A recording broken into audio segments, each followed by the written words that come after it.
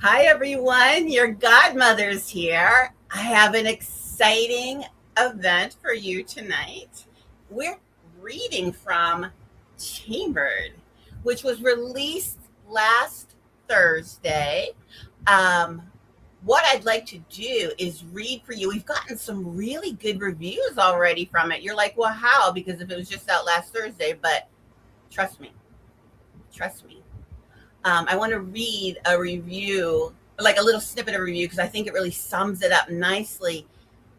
The reviewer said, Chambered is 6 stories about the quote unquote life of a gun with lots of bodies attached to it. It's a genie in a bottle that shows up where it needs to be when it needs to be there.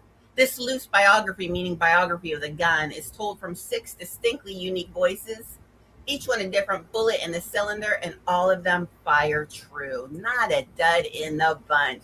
So I'm not sharing that just to like humble brag about it, but also to be like, what's really great is he really summed up what it is. It is about a gun that travels through 6 different novellas.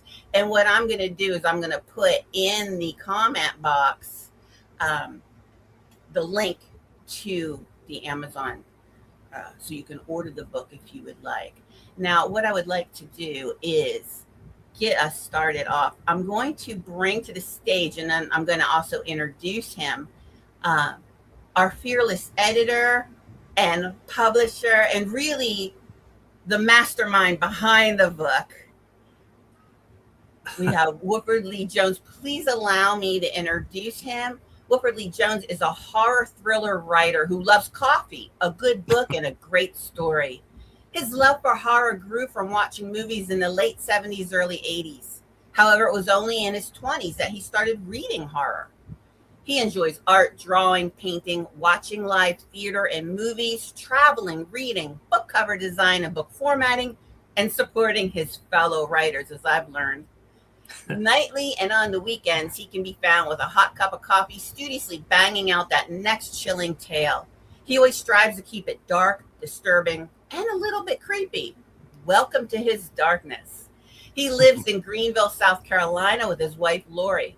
He is working on his 5th and 6th solo books, a collection of stories titled Fatal Potions, and a psychological thriller novel, Becoming Allie Winter. He is also teaming up with a multi-genre author, D.A. Schneider, you'll meet him later, writing a horror beach survival novel, Horror on Vacation, as well as adding an offering to a Halloween novella anthology, All Hallows Feast, hopefully coming out this October 2026, just in time for Halloween. Stay tuned. There is much more darkness coming down the pike. Consider signing up for his monthly newsletter. It comes out the 3rd of every month, and a free flash fiction story comes out on the 18th of each month. This is a gift for his subscriber. So I'm going to put the link in the chat for you to find out more about him, but I am going to leave the stage, and I'm going to turn it over to you, Woodford. Go right ahead. Thank you, Elaine. Appreciate it. I am going to be reading from chapter 4 of my story, Behind the Glass, and I just wanted to give everybody a little prologue of leading up to this. My main character, Jill Danforth, has witnessed her husband talking in his sleep and making motions that he has murdered somebody. And through some soul searching, she decides to follow him to get some answers to these questions. So I'm picking up in the middle of chapter 4 to the end of chapter 4. She was just stepping out of the house when a still small voice that argued with her from time to time talked directly to her. Don't you think you need to consider taking some kind of protection with you in case things get hairy? She paused, thinking of this suggestion and that phrase, in case things get hairy. That was a phrase Craig often used. I guess I should. Damn right you should. She glanced out the door toward the front again. No one was out there in the driveway. She stepped back in and closed the door and moved into the living room and surveyed it. pulling up a mental map of where Craig hid his guns. Craig Danforth didn't keep his guns in a gun safe in his closet or somewhere away from the main living areas. He always hid his guns in plain sight. Well, not exactly plain sight, but close enough to get your hands on it in case there was ever a home invasion. It was something Craig always feared, and he said he always wanted to protect his family. His whole thought process wasn't out of the realm of possibility, but the way he approached it with the solution was humorous to her. She never let on how silly she thought it was. Craig always seemed serious that it could happen one day. She knew the shotgun attached to the underside of the couch was out of the realm of, was out of question for her protection. She didn't need that much firepower. She had always felt a shotgun was crazy overkill anyway, and it was almost laughable that he had gone to so much trouble. She could go for the Glock that was underneath the coffee table. The way the coffee table was made, with the raised shelf that was 8 to 9 inches off the ground, it concealed the Glock that was hidden beneath nicely. Whoever sat in front of the center of the table would have time to lean forward, pull the gun from the holster attached to the bottommost shelf, and come up firing. The threat that was there would no longer be a threat. Jill could get the 9mm that was in the pocket of the recliner Craig always sat in. If a home invasion ever happened, they would have to make sure that one of them sat in the recliner if forced to be seated in the living room. When the invaders were distracted, all anyone would have to do was snake a hand down inside the pocket of the recliner, extract the 9mm hidden there, and unload on said invader, and that would be all he or she wrote. There were others throughout the house. Jill didn't need to mentally go through the whole list. She put them all out of her head except for the one that she thought was beautiful and special to her. She moved to the entertainment center and pulled a decorative box from the chest-high shelf. She knelt beside the coffee table and placed the box in front of her with reverence. It's the way she always approached guns, with a huge amount of respect. Flipping the latch, she opened the box and let the lid touch down, leaving the revolver fully exposed. She took a moment just to stare at it and take it in. It was a Smith & Wesson, Model 66, snub-nosed revolver with a 2.5-inch barrel. It was polished steel with thick wooden hand grips. She liked this gun. It had a presence, but not like Clint Eastwood hand cannon. Enough to be a hard threat in her mind, but not so powerful that she wouldn't be able to control its kick should she need to pull the trigger. She knew how to control it. She had shot it many times at the gun range whenever they went. She wasn't afraid of this revolver or any of Craig's handguns. Before Haley disappeared, she, Craig, and even Haley had gone to the range quite often, and that being scared of guns feeling had long since disappeared from them all. Jill knew her way around guns. She flipped the lock, snapped it to the side, and let the cylinder fall open. She saw it was fully loaded. All the guns in the house were loaded as a precaution. She jerked her wrist to the right. It snapped shut, and she shoved it into the front pocket of her backpack. She pulled the 2 boxes of bullets and added them to the same pocket, but they were placed in a smaller compartment within so they would be out of the way. Closing the lid and fastening it again, she returned the box to the exact place on the shelf where she had taken it. Jill turned, grabbed her backpack and jacket. Turning again, her eyes landed on the end table closest to the windows that looked out on the wooded backyard. A pair of binoculars stood on end. Backtracking, Jill snagged them quickly. Could be useful in spying on Craig, she thought, and stuffed them into her backpack, then moved to the side door again and locked it as she left. As she reached her car and sliding into the seat, a memory from a few days ago surfaced in her mind. It was of Craig sitting at the kitchen table, cleaning the very revolver she now had in her backpack. Another flash memory. Craig's hand rising in the darkness, and then a flinch of his hand like real recoil had moved it as though he had taken someone's life in a dream. Was the revolver I took part of an earlier crime?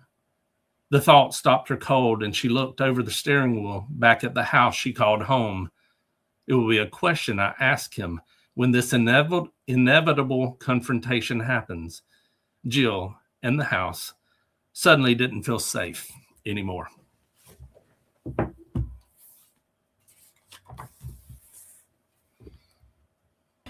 We want more. What a cliffhanger. That was exciting. Thank you so much, Woodford. Yeah, thank you, Elaine. This is where I show my great power. I'm going to kick you off the stage. See you guys. Thanks so much for listening.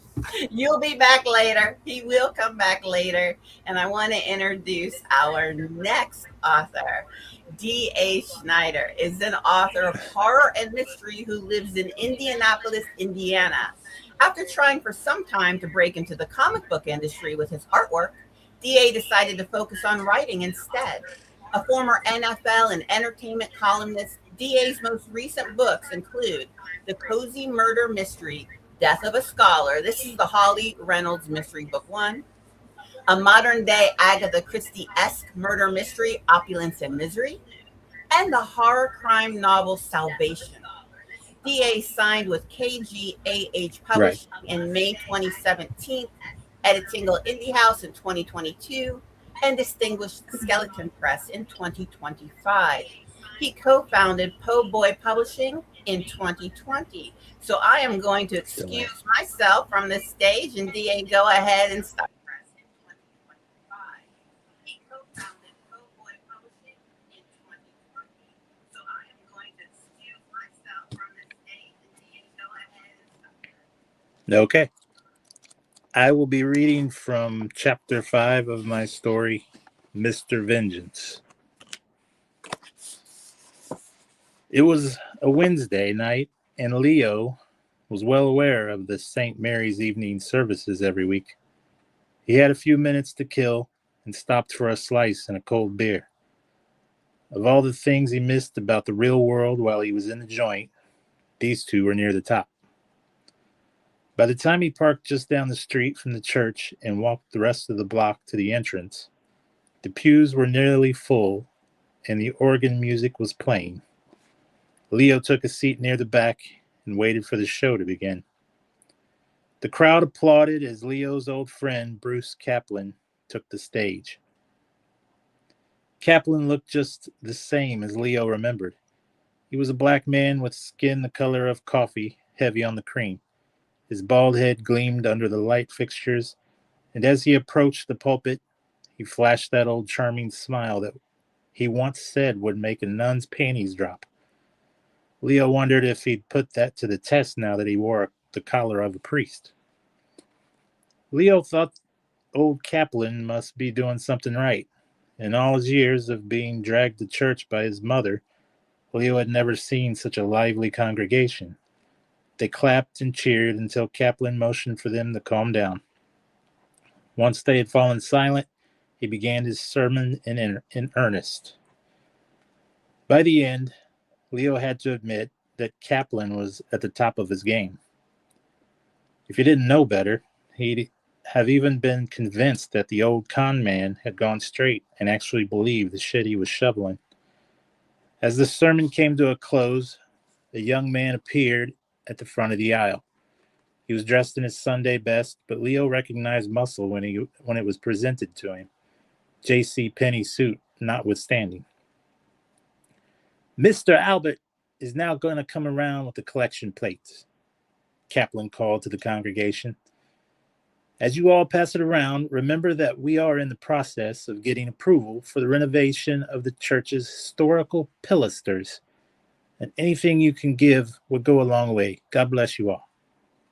With that, Kaplan closed his book and stepped down among the pews for small talk with members of the church.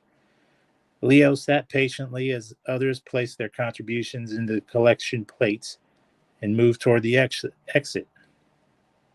One of the plates was handed to Leo, who shrugged and deftly plucked 2 20s from the top, then slipped them into his pocket without notice. He passed it on and continued to sit while the church emptied. It was good to know his skills were as sharp as ever, even after all those years in lockup. Eventually, even Mr. Albert disappeared into the back rooms with the collection plates, leaving Leo and Kaplan alone. Leo stood and moved down the center aisle as his old friend gathered his notes from the pulpit and closed them in his Bible. When he looked up, he did a double take, and his eyes widened, not in fear, but in delight. "Leo!" he called. He quickly clambered down from the dais and embraced the ex-convict. "Praise the Lord." He gave Leo several hearty pats on his back, while Leo kept his arms awkwardly at his side, before finally releasing him. "I had no idea you were out. How are you?" "I need your help," Leo said. "Well, you've come to the right place," said Kaplan. "I have been saved from my former life, and I like to think you set me on that path. It was your unselfish act that taught me to embrace Jesus as my Lord and Savior. Now here I am, helping people to find that same love in their lives." "No," Leo said. "Cap, I need to find my wife. Do you have any idea what happened to Rita?" Kaplan's smile slowly faded, and he averted his eyes. "Yeah, I heard about her disappearance. Leo, why don't you come back to my office? We can discuss things in a more private setting." Leo nodded and followed Father Kaplan through the door off to the right side of the stage. The office walls were lined with bookcases of rich oak. Kaplan moved to a large desk of matching wood. "Would you like a drink? I have Irish whiskey." "No sacramental wine?" Leo asked. Kaplan chuckled at this. "No, only the good stuff for you." He poured 2 fingers worth into a glass and handed it over. Leo took the glass but didn't drink. "I gotta say, it's damn good to see you, Leo. I really hope you'll take me up on my offer. With God in your life, all things are possible." Leo cocked his head to the side and smirked to let his old friend know he wasn't fooling anybody. Kaplan finally laughed and broke character. "Man, you know this is the best con game on the fucking planet. These motherfuckers can't wait to give me their money. I don't even know what a damn pilaster is." His laughter had grown nearly hysterical. "Best part is, it's all legal, man. I got the idea after I saw a news story about these TV evangelists who spent church money on private jets and shit. That's a whole nother level right there. I'm a pretty damn good grifter, but these guys are fucking masters." "Cap," Leo said, forcing a little more urgency in his voice. "We were going to talk about Rita." And that's the end of my chapter. Wonderful. And before I kick you off stage, there was a request or a question about whether you have any links to your artwork. If you do, could you please put them in the comments box?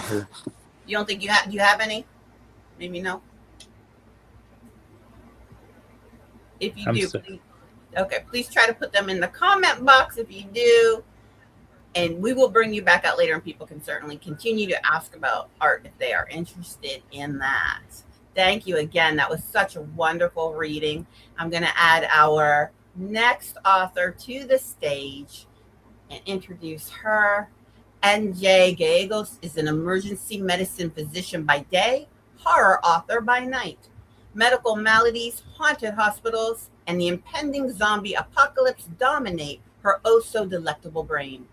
When not wielding a scalpel or pen, she binges reality TV, anything Bravo and Survivor, homebrews IPAs, and co-hosts the Scream Kings podcast. She resides in Tornado Alley with her wife and 2 cats, Catbane and Wally. She has been nominated for 2 Pushcart Prizes.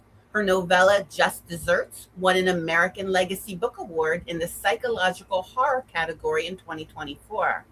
In 2022 and 2025, she won first place in Alien Buddha Press's Horror Showdown. With Winding Road Stories, she's published 2 novels, The Broken Heart and The Fatal Mind.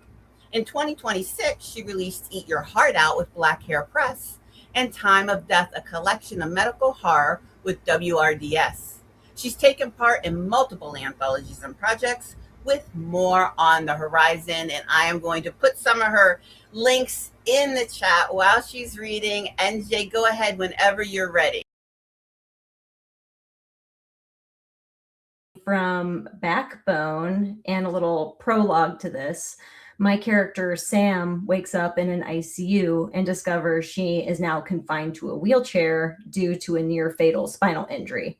So she's struggling with depression, she's toiling in rehab with her annoying yet charming roommate, Bex, and she finds a reason to live when she discovers the man who put her in the chair is alive.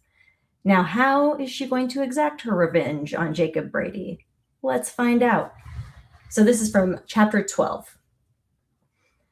I obsessively checked my phone during the Uber ride. No texts.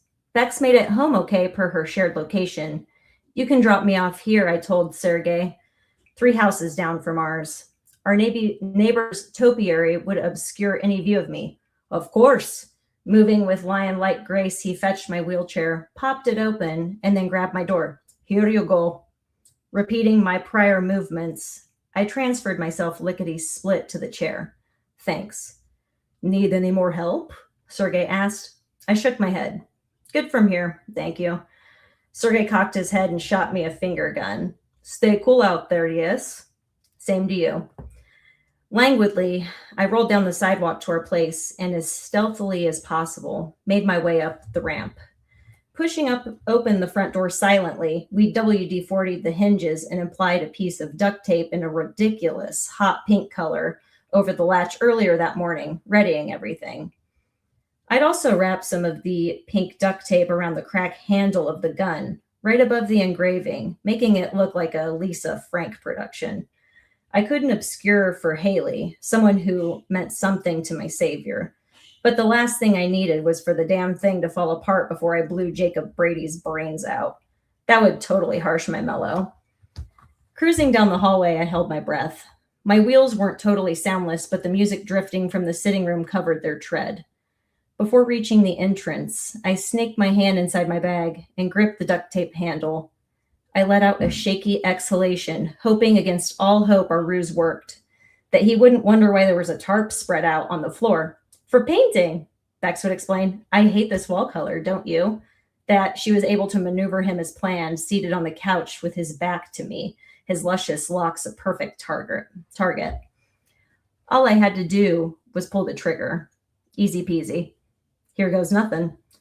I breached the entrance, holding the gun like the internet told me. Index finger perched on the trigger. No pressure. Not yet. For Haley scratching into the palm of my left hand, reassuring, spurring me on, saying, do it, and applying front to rear pressure with my shooting hand. I froze. Hello there. Jacob's words dripped with pomposity. Bex sat stock still next to him, careful not to make any sudden movements, lest the knife he held at her throat move and end her. To her credit, she looked more pissed off than scared. Not me. Terror held me firmly. He grinned and tapped his head. I knew you seemed familiar, although now you look like a mega dyke. I liked your hair longer better. Hot venom burbled up my throat. Let her go, you prick. The gun shook in my hands. I think not. In fact, I think I'll have a little fun with her first. Make you watch. I'll fuck every hole she's got, including that bonus hole in her belly. They call that a Philly sidecar, in case you didn't know. And that'd be a new one, even for me. He let out an evil chuckle. His lips drew up in a sickening leer. Then, I'll take this knife and carve her up like a Thanksgiving turkey while you watch. How about that? Silent, stoic tears stood in Beck's eyes, and she mouthed, do it. Primordial dread threatened to overwhelm me. My mind flitted frantically, uselessly. Rationality bled away. Holding the knife still and steady with his right hand, Jacob Brady gestured broadly with his left. And seriously? The tarps? He pitched his voice high. We're painting. You don't think I recognize a kill room when I see it? I own Dexter on DVD, for fuck's sakes. Beck's chin quivered and her lip trembled. Watery snot snaked from her nose. Her pallid face was soaked with sweat and silent tears. If he fucking hurt her. An intense heat lit my heart aflame, ratcheting up my pulse, sending metastasis of indignant anger elsewhere. My cheeks, ears, my neck broiled, jaw clenched, and my grip tightened on the pink taped handle. Every cell within me vibrated and tingled, making me comfortably numb and oddly calm. Monkey mind completely stilled. Bex mouthed, "Shoot him." "Don't you fucking touch her," I said evenly. My stomach skipped, quieted. "Or what?" he taunted in a mocking tone. "Then the cripple will shoot me? Please. You don't have the guts. You barely had the guts to run away from me when you did. Now what are you going to do?" Tick tock, tick tock. His face softened into a dreamy expression and he tisked, tipping his head towards me. "Let's have ourselves one dandy last time together, babe. I'll tenderize this slut right here nice and pretty. Butcher her. Prepare a tartare from her meat. Force feed you your little girlfriend. Make you really taste her." He shut his eyes derisively and snorted. Perfect timing. With eerie tranquility, I slowly released the breath I'd been holding. My hands steadied, and the world slowed to a crawl. For Bex, for Haley, and for me. I aimed, pulled the trigger. Thunder roared in my ears. Blood. So much blood. And that is me. Thank you. People are enjoying your humor in the chat box, the comment box. So feel free to go in there and respond to those. Thank you so much. Thank you. Wonderful reading. I am going to invite our next author to the stage. Marie-Celine Matter has human teeth and human fingernails just like you. She currently works as a cryptozoologist in Centralia, Pennsylvania, where she was born and raised. While she's been writing fiction her whole life, Taken for a Ride is the first story she's ever published. She already has many more ideas in the works, though, with intent to establish herself as a cosmic and sci-fi horror writer. She thanks you for tuning in today and hopes you enjoy. So, Marie, go ahead and take it away.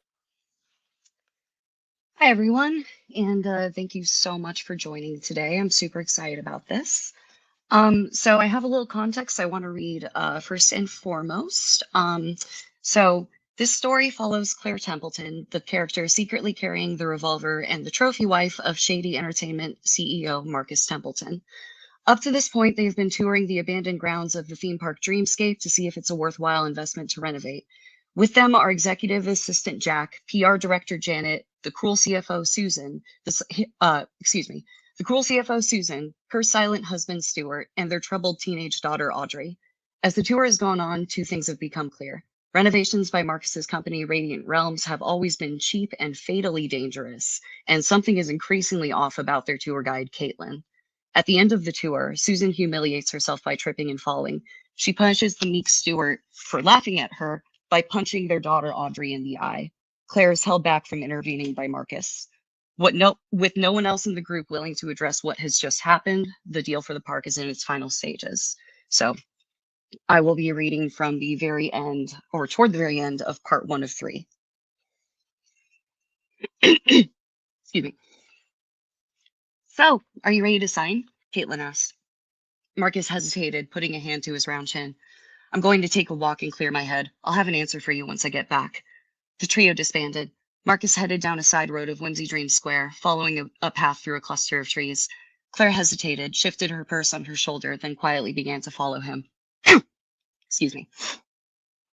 She tailed Marcus up a gentle hill through the trees, hanging back to avoid making a sound. Her sheath dress prevented her from crouching stealthily, but she was still keeping up with him.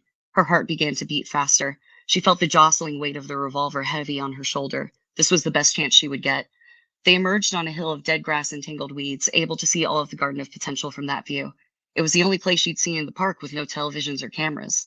Marcus would call the rotten decay before them an opportunity. Right now, Claire just saw a desiccated, eviscerated corpse that he kept insisting was still alive.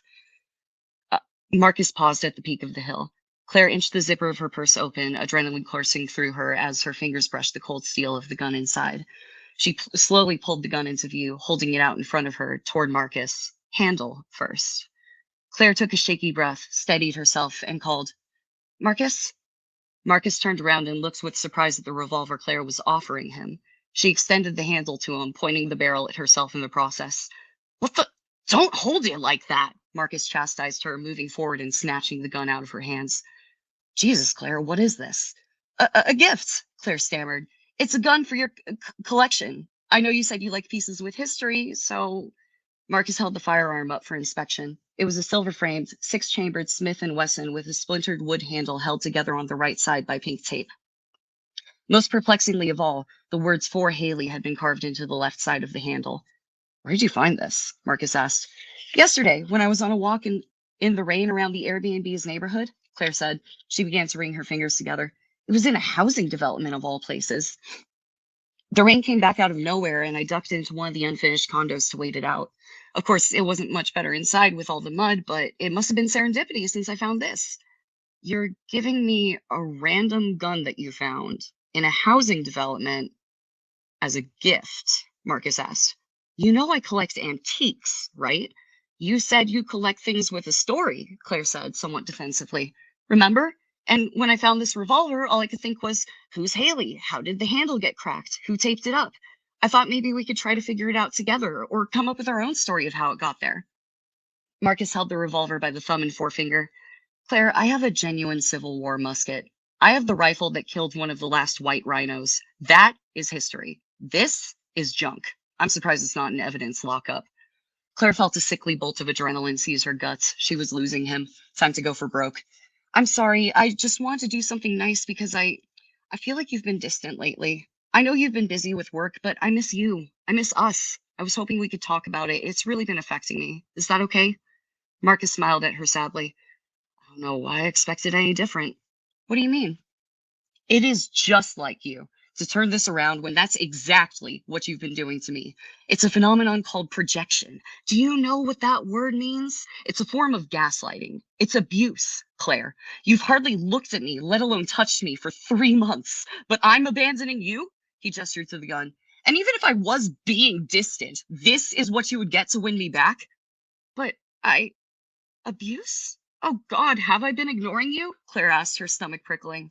I just meant, I'm sorry. I didn't know I was hurting you that way. I would never want to do that to you. Marcus's face didn't change, so she added, and I'm sorry for the Epcot thing. That was stupid. And I'm sorry for trying to confront Susan about Audrey. I know it's really important that you guys have a good relationship. What do you mean by that? Marcus asked shrewdly. I just mean I understand that it's important that you and Susan stay on good terms, even in light of what happened. You're bringing that up again? Marcus demanded scornfully. Claire, it was one time. Just one time since we put the previous times behind us. Just once. It was 3 fucking months ago. It's in the past. Stuart forgave Susan. You're the only one who still has a problem with it. That's not what I was talking about, Claire said feebly. She felt tears well in her eyes. I'm sorry. I was talking about what just happened with Audrey, not. I don't understand. I'm just trying to give you a gift. I don't want to start a fight. Marcus shoved the revolver back into Claire's hands. I'm trying, Claire. I really am. But things like this aren't making it any easier. You tell me I'm abandoning you as you abandon me, then you beat me over the head with my mistakes as you give me this crap? Is this all that my collection is worth to you? It's like you don't know me at all. I'm sorry, Claire said softly. Marcus stormed away back toward the main square. Wait, babe, please, Claire called after him. Come back. I'm sorry. Marcus disappeared out of sight. Claire slumped onto a rusted park bench. What just happened? She muttered, tucking the gun back into her purse. You tried to call him out on his behavior, so he turned it on you instead of owning up, said a young voice emerging out of the bushes behind her. Audrey appeared with a couple of twigs and leaves nestled in her golden hair. Her eye socket was bright red. It's a phenomenon called projection. It's a form of gaslighting. It's abuse. Oh, hey, Claire said. What were you doing back there, kiddo? Saw a baby rabbit. Wanted to keep it. Ah, I guess that would have been a hair-raising experience. Claire stared at the girl, perplexed. Why do you let him talk to you like that? Audrey sat on the bench beside Claire. Claire hesitated. Like what? She finally replied. You don't know. He's probably right. I probably have been neglecting him. I mean, who would just throw the word abuse around like that if there wasn't a good reason? You just tried to tell him he's neglecting you, Audrey pointed out. Maybe he's neglecting me because I'm neglecting him, Claire offered. Jesus, you're cooked, Audrey scoffed. But you know, you're still lucky. I can read all the psychology books I want, but I'm stuck with Susan for the next couple of years. But you can leave Marcus whenever you want. It's not that simple, Claire said quietly. And I don't want to leave him. I love him. I was nothing before him. Audrey squinted. You were a waiter, right? Some bougie restaurant, going through school? Claire nodded. Community college, yeah. That's not nothing. Claire shrugged and shook her head, but didn't argue further. Her eyes were drawn inevitably to Audrey's developing bruise. Are you Okay, she asked. The question felt larger than what the words conveyed. I'd never seen anything like that before. Susan was, so your husband doinked my mom? Audrey interrupted. Claire sighed. I'm not going to talk about that with you. I'm sorry you overheard that. I knew it. That's why she's so warm and friendly with Marcus. Audrey chuckled. That's hilarious. Is it? Claire said testily. Everything Susan does is hilarious. Audrey flashed Claire an uncanny smile, amplified by her bloody sclera. It has to be. She began to walk back toward the square, kicking her legs out in front of her as she moved as though traversing an invisible balance beam. Claire sighed deeply, mustered up her best public-facing smile, and followed. They returned to see Caitlin standing with Marcus and Susan, holding a clipboard with the Dreamscape logo on it. What's the latest? Are we doing it? Claire asked, craning her head neck to see the papers. We're doing it, Marcus smiled, raising a fist in victory. I've got the papers right here, Caitlin said, handing them off to Marcus. They're identical to the ones your lawyer approved. Once you sign here, Radiant Realms will be the official owner of Dreamscape. Marcus took the clipboard, pulling a pen from his pocket. I feel really good about this one, Caitlin, he said grandly. We'll get this place up and running in no time. With a dramatic flourish, he signed Marcus Templeton at the bottom of the sheet. Caitlin's strained smile dropped at last as she took the clipboard back, revealing the expression of pure contempt that had always been just underneath. You really don't remember me, do you? She asked coldly. What? Marcus uttered. Caitlin tapped her Bluetooth earpiece twice and said in a shaky, low voice, Yeah, they signed. Do it. Before anyone had time to speak, an ear-shattering boom tore through the park. And that's what I have. Thank you so much for reading that. You gotten a lot of positive comments in the comment box, so go ahead and read those. I'm going to remove you now, Marie. We're almost there, guys. Thank you for hanging with us for so long. I'm going to introduce our penultimate, our second to last author, and that is Evan Bond. Evan Bond is a thriller, suspense, and horror author who loves blending his love of the outdoors with his writing. He is the author of several titles, including his best-selling psychological thriller, Echoes of the Past, and his latest collection of horror shorts, Charred Remains. Evan, go ahead and begin whenever you're ready. Will do. Thank you so much. So I want to give a little bit of a prologue to mine as well. So I'm starting shortly after mine follows a character. Her name is Ada Hunter, and she is in a cat and mouse game in the woods, deep in the woods, with a serial killer. So my story here starts shortly after she has been captured, kidnapped, and cornered. And we'll go here. A dark figure pulled into view, standing over her and blocking out the light from the moonlight streaming through the trees. She couldn't see the man's face, but she didn't need to. It was the same man she had rear-ended on the road. No doubt about it. He was now wearing a black hoodie and gloves with duct tape around the wrists. Something large glinted in his right hand, and Ada's eyes grew wide with fear. Suddenly, her ability to scream flooded back, and she let out an ear-piercing cry for help. The man standing over her laughed and began to scream as loud as he could alongside her. Yes, please, come help, he yelled. Hurry! Their voices echoed in unison through the trees until they drifted away on the wind. There's no help coming, Ada, he said as he held up a plastic card in his left hand. With her vision finally returned, she could see it was her license. There's no escape and no help out here, Ada. Scream all you want. I encourage it, actually. With that, he let out another yell filled with primal rage. Ada's skin began to crawl. I'm sorry I rear-ended you, Ada muttered. I'll pay for the damages, just please. She let her words trail off, unable to finish the sentence. The man let out a laugh and crouched lower, looming over her.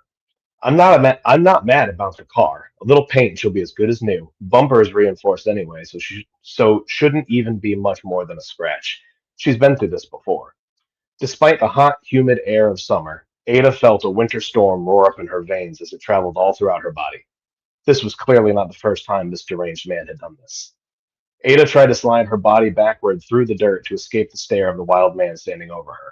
He stood, shook his head, and pressed his boot against her pelvis. She felt intense pressure and feared the bone would crack.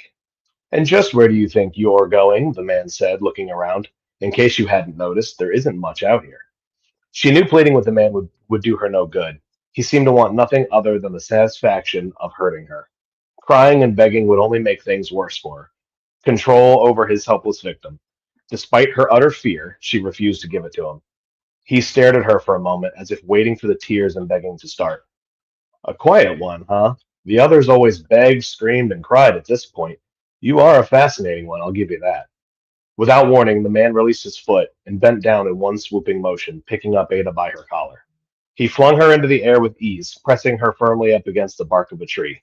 One hand gripped around her throat while the other held her by the wrist.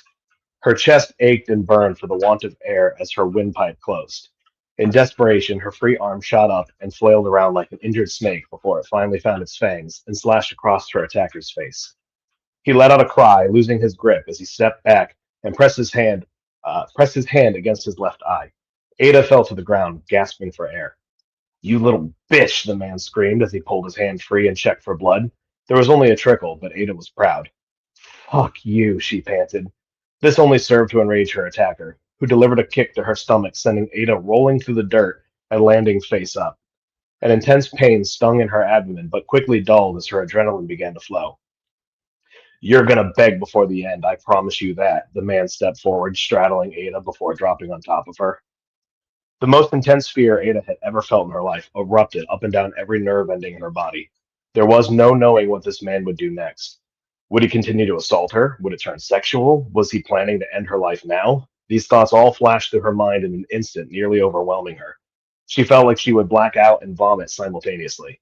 Seething anger burned in his eyes as his hands rose towards her throat. He wrapped his fingers around her neck, squeezing as tightly as he could. Ada's hands lashed out, desperately trying to claw and gouge any sensitive area she could reach, but to no avail. He was able to keep his face just out of her reach. Now, with her vision blurring and lungs burning, her hands probed the forest floor. Her nails dug into the soft earth, clawing and reaching for anything she could use to defend herself. Drool hung from his bottom lip as he squeezed her throat. His own eyes bulged and his skin turned bright red from anger and exertion. Despite the gut-wrenching fear of her Despite the gut-wrenching fear of her life ending at that very moment, a strange thought fluttered through her mind. Not giving in and showing fear seemed to have only made him angrier. She wished she had cried and screamed and fought back more to buy herself some time. As her world began to darken, Ada's hands stretched out, combing the dirt around her for anything she could use in one final attempt to save her life. If she didn't find a way to break free from this man, she would be dead in a matter of seconds. Her left hand probed through the ground and found nothing but a fistful of dirt. The fingers on her right hand dug into the earth, looking for anything hard. She would even take a fallen branch, anything she could use. Her lungs ached for air as her vision began to fade. Desperately, she tried to inhale, but no air could enter. Right before she felt as though she would pass out, her fingers wrapped around something hard buried in the dirt. Without a second thought, she clawed the object free and swung it as hard as she could. It connected with the side of the man's head with a loud crack, and he toppled over on the ground, groaning. Air rushed into her lungs all at once, causing her to gasp for air, coughing as she attempted to stand. The rock she had clawed free was tightly grasped in her hand. She barely noticed it was there as she struggled for air. Despite the fire in her lungs and the cramp forming in her side, Ada raced off into the darkness, panting hard as she ran. Several times she stopped for a few seconds to catch her breath, lean against a tree, or search for a spot to hide. Each and every time, the smallest noise would send her back into a blind panic and on a wild run through the trees. After what seemed like an hour, Ada dropped to her knees behind a tree and wept. Finally, she had caught her breath and felt as though she could move at a faster pace, but she needed to compose herself. Tears rolled down her face. Ada pressed her forehead against the tree, bracing herself. She listened for any sound in the distance of the man following her, but heard nothing. She wished she had smashed his head with the rock until his brains had splashed out over the forest floor. Everything had happened too fast. There was no time to think, only react. At that moment, she realized she was still holding the rock. She readied herself to drop it, but then thought better of it. Having any sort of weapon could prove useful. She leaned back and pulled the object up to her eye level, only to realize something amazing. This was no rock. Caked in dirt, grass, and a little bit of mud was something she could never have expected to pull free from the ground at her moment of absolute necessity. Ada stared at the object in her hand, wondering if it had been sent to her from the heavens in her time of need. Like Arthur finding the Lady of the Lake, who offered him Excalibur. This item was her Excalibur. Laying in her dirt-encrusted palm was a revolver. And that's where I'll end. Thank you so much. That was one. All these readings have been wonderful, and if they don't make you want to read the book, I don't know what does. Evan, you've got a lot of comments in the chat box you might want to check out as I move you away. Now, I am the last reader, but it's awkward for me to introduce myself, so I'm going to get a little help on the stage. Wilfred, Hey you again, go ahead. everybody. Just want to introduce our leader of this reading, Elaine Pascale, aka the godmother of horror, is the author of The Bloodlights. If nothing else, Eve, We've Enjoyed the Fruit, The Kitchen Witches, The Language of Crows, and The Solstice. She has had stories published in over 24 magazines and anthologies. She is the editor of Darkness Most Foul and the co-editor of Dancing in the Shadows, a tribute to Anne Rice. She is a regular contributor to Pen of the Damned and the Ladies of Horror Picture Prompt Challenge. She is a co-chair of the Florida chapter of HWA, Horror Writers Association, and also a voiceover actress. Elaine enjoys chocolate, a robust full moon, reading spam emails, and paddleboarding. I love it. Thank you so much. I do appreciate it. And of course, right now, as I'm reading, the sun is coming in and making a weird pattern on my face, but whatever. The show must go on. So I'm kind of starting close to like the third act of my novella, where we are at this point. Naomi and her husband are trapped in a hurricane. She has been caught in an MLM scheme selling supplements meant to assuage the symptoms of perimenopause from which she suffers. Her husband's been acting really strangely, and people have been disappearing around storms. And yes, I have lived through hurricanes, so the descriptions of the destruction is from memory. Brad, who had taken the pacing 30 minutes prior, announced, "I'm putting the tarp up." Now, Naomi could see only water from their window. "It's too dangerous. The roof isn't even leaking. We need to protect it." "That's not what a tarp's for." He wasn't listening, but was pulling on his galoshes and rain gear, which would do little against the rising floodwater. "The rain stopped, but the water's still rising. Where are you going to put a ladder? Please, we can wait until tomorrow." "I'm not having the stars fall on our heads while we sleep." He turned and smiled, and his smile was so boyish that she remembered falling in love with him for the first time. Since then, the years have been a series of falling in and out of love. She returned his smile. "My dad used to say that when I was little." Brad nodded. "It's an island thing. Besides," he pointed across the street, "she's got hers up already." Naomi couldn't argue that. The neighbor whose grass was always short and even, despite never seeing her mow, whose Christmas decorations rivaled the Macy's window, and whose barbecue always smelled like it was prepared by a Michelin chef, had a tarp securely fastened to the roof of her house. There was no explanation for how she managed to scurry up 12 feet of wet concrete without being noticed. She beat me again. "I thought we were ignoring the neighbors." "You," he chucked a finger under her chin as he headed to the garage, "you are ignoring the neighbors." Having him touch her after days of seeming to avoid her bolstered Naomi's spirits. "Should I come hold the ladder?" she called, heading toward the garage to see him hoisting a ladder through a window. She frowned. "I think that's the universe telling you to wait." "Can't get that automatic door open. Even if I did, the water would pour on in here and soak your precious boxes." The mention of her inventory shook some of the storm-related shock from her brain. She looked at her containers and silently counted them.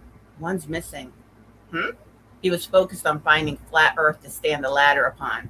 "A box. One of the boxes is missing." "Maybe it's still in the car," meaning beneath the tree that smashed into the car. Her heart picked up speed again. She went into the house to try to tally the number of bottles that had been in that box. She had a spreadsheet for inventory, but she didn't want to waste the battery on her laptop. She looked out the back window. It was dark, even though they were still an hour or so before sunset. Against the navy backdrop of the dark water and sky, she saw one of her containers. After confirming that Brad was consumed with his tarp work at the front of the house, Naomi struggled with the back door. The rain had caused it to swell, and it stubbornly clung to the frame. Once she was able to wrench the door open, she stepped onto what had been their lanai. The steel beams had collapsed, and the screens had been blown away. The water was up to her hips, and her trek toward the container was impeded by downed tree limbs and blown out shingles, shutters, and window frames that created submerged stumbling blocks. She did not want to fall into the filthy water, and she tried to push the thought of live down wires out of her mind. She kept one eye on the plastic container that appeared to be caught on a pile of detritus. It was unusual to encounter alligators in the brackish water on the bayside, but it would not have been impossible for a toothy reptile to have been waylaid by the storm. Each step meant placing her foot into the unknown, yet she stubbornly pursued the container. She prayed the majority of the inventory could be salvaged. A dead raccoon floated past her, and she felt herself tearing up, not for the dead mammal she had never met, but for the predicament she now found herself in. She could not retreat to the false comfort of financial support from FEMA and insurance. She had been down both paths before, and they were dead ends. Finances had already put a strain on her marriage. She feared the damage from this storm would be the breaking point. That thought breached the dam that held back her tears. She wanted to scream, but she was still close enough for Brad to hear. There was no need to endanger him by making him believe she needed to be rescued. She looked back, seeing the tarp unfurl down the rear of the house, waiting to be secured to the roof. She saw the image of a bird, just like the one that had been given to her grandmother. She found it remarkable that that brand was still around, and wondered when Brad had purchased it, as she was usually in charge of disaster supplies. The box was nearly within reach when Naomi's foot came down on a slippery rock and her ankle twisted, bringing her to her knees. She swallowed water as she gasped in shock and pain. Why, she choked, looking to the sky, which was beginning to show a spectacle of stars. She had forgotten that the universe presented the most glorious starry nights following the most devastating storms. It was like a reward for withstanding the worst that nature could deliver. The stars reminded her that Brad would finish installing his star catcher soon and look for her. She pulled herself up onto her good foot and tentatively placed the injured ankle on the muddy floor of the hurricane-crafted lake in her yard. The pain caused her to grimace, but she bit her lip and propelled forward, gaining on the plastic container that appeared even more devious now that it had caused her both physical and economic harm. She leaned forward and grabbed the box by the handles, realizing that she now had to cover the terrain back to the house. She would be forced to be honest with Brad. There was no way to mask her wet clothing or the smell that was now embedded in her skin and hair. And a shower still days away, maybe even a week or so, she reminded herself, sinking into pity.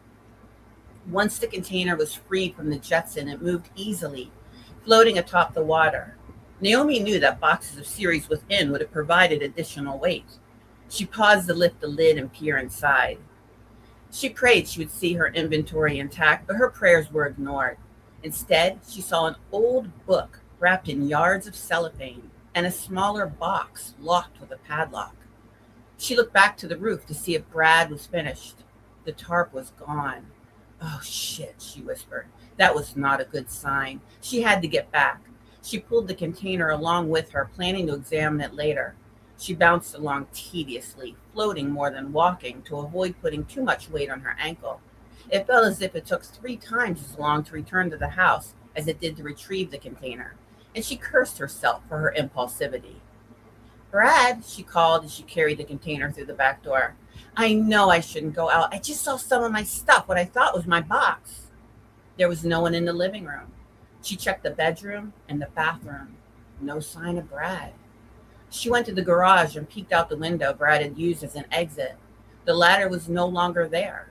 She ran for the front door, fearing he had gotten disoriented in the storm, only to find that reality was worse than her fears. Brad lay on their porch, wrapped in the tarp. And I'm going to stop there, and I am going to invite everybody back onto the stage for one last hurrah. And you can, I'm trying to unmute you, you can unmute yourselves. What I was hoping that we could do is I could just go around and ask you if there's anything else you would like to plug. I'm going to go backwards this time. So, Evan, we're going to start with you. Evan Bond, anything upcoming you would like to give a plug? Sure, yeah.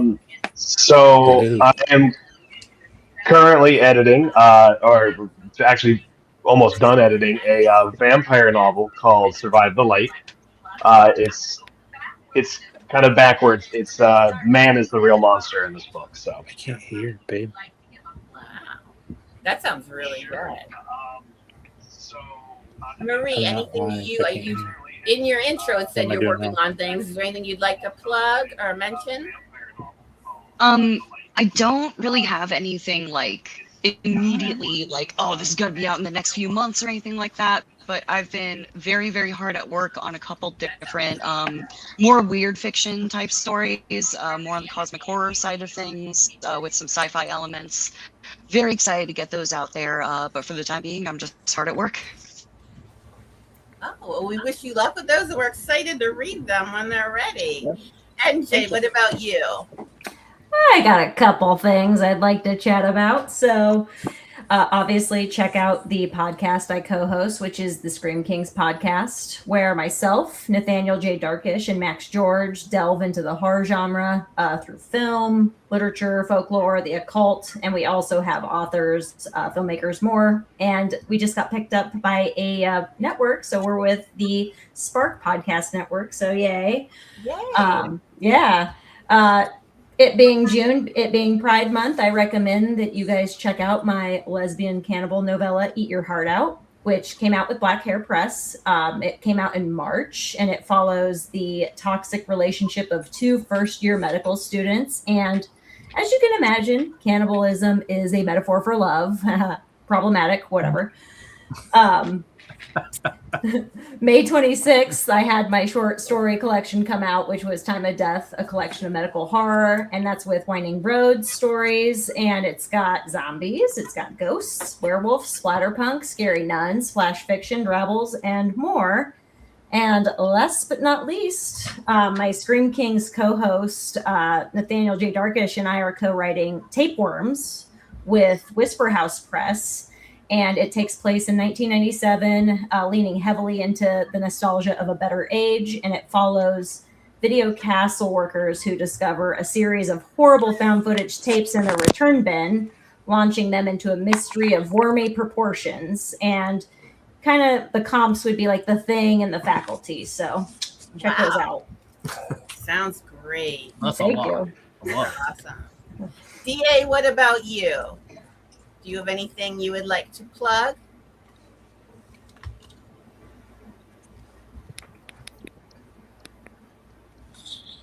I don't know if he can hear. Did you not hear me?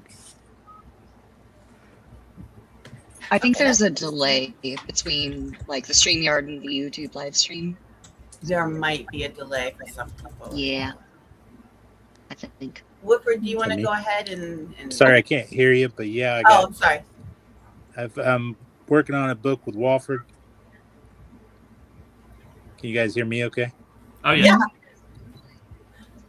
I don't know what's going on, but working on a book with Walford called Horror on Vacation.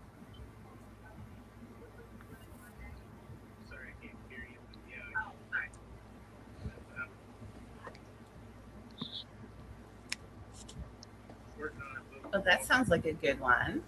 We'll look forward to that. Woodford, what about you? Do you have anything? Echoing DA, yeah, Horror on Vacation. We're also working on a collection of novellas, All Hallows Feast, where he and I are contributing to it with 4 other writers. I'm still working on Fatal Potions, my collection of short stories. It's like a sister compendium to Lethal Doses. MJ liked that one. It's good. It's good. You'll like the new stories coming your way. It's sort of the same brand, short to the longer novella at the end. Also, a psychological thriller, Becoming Allie Winter. I've been working on that for a little while, but I'm getting closer, day by day, month by month. So, sometime soon. All right. I think that's the main ones right now. Wonderful. So I'll do mine. Y'all know you can catch me with the Ladies of Horror and Pen of the Damned, and I do have some other stuff coming up. But what I want to plug, because I thought this was fun, and I'd like to see more people playing along, is I'm doing a passport game on my YouTube channel. If you watch, I do top 10 horror movies from different countries. And if you watch and give me, and I put little keywords I embed little sneaky keywords in there. And if you watch and give me keywords from 3 different countries, I'll send you some books. So I'd like Ooh, I'd like to see people playing along and have a little fun. I want to have some fun. So awesome. but I want to Sounds thank good. everyone so much for being here tonight. We are, heading over the hour, so I would like to wrap us up. Please remember your godmother loves you. Remember that I want you to chase your dreams and take your swings. But more than that, I want you to be kind to yourself because you deserve kindness. And we're going to lead on out here.